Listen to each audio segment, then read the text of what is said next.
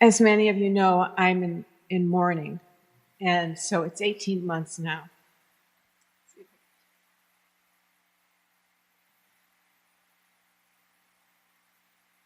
And in the shamatha part of the meditation today, this memory is just there.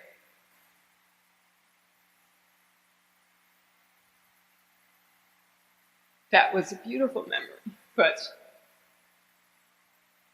very painful.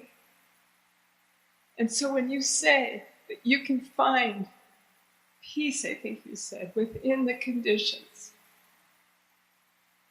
of your life, or joy, not fleeing the conditions, that has eluded me.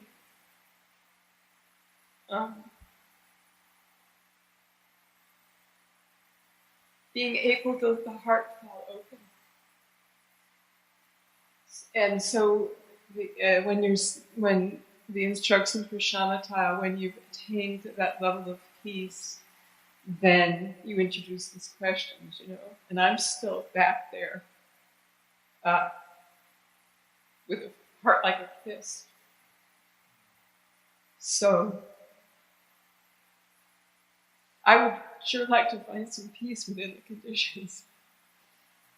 Can you speak to that? Mm-hmm. Grief is very powerful. I don't need to tell you that, but I'll just acknowledge that. And I remember Lama Willa teaching a retreat years ago, we were working with some practices, not these exact practices, but ones where we're looking at the essence of it, the energy or essence of a feeling. So it wasn't dealing with healing the feeling or anything. And she said, however, I find certain emotions, like grief, to be very hard for me to do this. And for that, I need compassion practices. She was acknowledging that. And there's times when certain emotions, just to hold them in a compassionate space, to give ourselves the kindness, to come alongside our own feelings with kindness and allow them to be there, is all we can do, and is actually an immense gift. And calmness, stillness, may not be free of any kind of emotional affect. It just means we may be able to be at ease holding that space, holding the space of grief. It has to be held. It needs its space. And maybe that's not the time to do the inquiry question. That's fine. I found in grief, and so you mentioned this memory came back. I found like when grief was fresh, it would be on my mind almost all the time, like every waking minute. And then over time, I'd have more moments when I wasn't overcome by grief. But if I remembered the loss, it would come back as vividly and painful as before. But there were more moments when I wasn't completely bound by it. I don't know if this speaks to you at all, but that, and even now, if I think of certain, like my mother who I lost 9 years ago, I can still feel grief anew, thinking how I miss her. Or any others. There are many others that I miss. So one suggestion is if you have moments where you can feel relatively peaceful, at ease, where grief isn't the predominant emotion, where that isn't really alive then, maybe that's the time to experiment with some of these inquiries. And if another time comes when the grief is very strong, then compassion practice, or whatever it is that you find as a resource for being with grief in a kind way. Kindness, I keep coming back to kindness.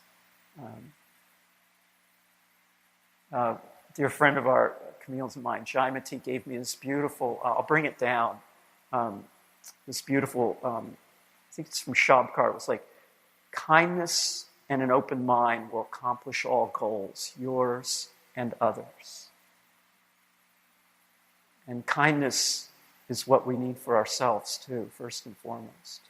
Ultimately, these practices are an expression of kindness because they were given to us in the interest of helping us access freedom.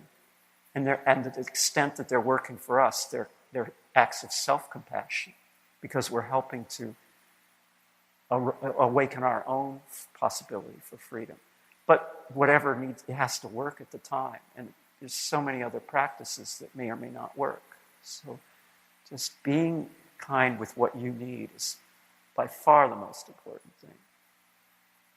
And that attitude of being, and I say this for everyone, that attitude of being kind with what we need is itself a kind of calm abiding. We're abiding with who we are.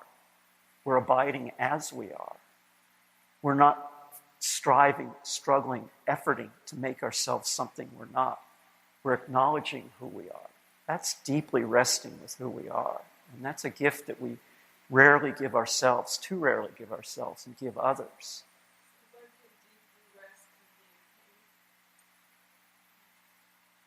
Yes, you can. Yes, you can. Yes. That doesn't mean the pain would not... Oh, I'm sorry. Can one deeply rest and be in pain? Yes, I think you can be. Yes. Right in the heart of it. I remember John talking about... And we'll explore compassionate presence to feelings, actually, tomorrow, I think. Yeah. Sometimes it's just making the space, like a friend being present quietly to a troubled friend. The way you might be with someone if they're dying in a hospital, or they're very sick, or they're in mourning, and you're just with them in a kind way. That's how we can be compassionately present. And right there, we're kind of a calm, abiding presence with our own feelings or with someone else's feeling. Question. It's a very meaningful one. And every one of us, if we haven't grieved already, will grieve. And others will grieve over us. As I said, we're not alone in this. And certainly in this, we are like everyone else. Thank you for honoring your grief enough to speak of it.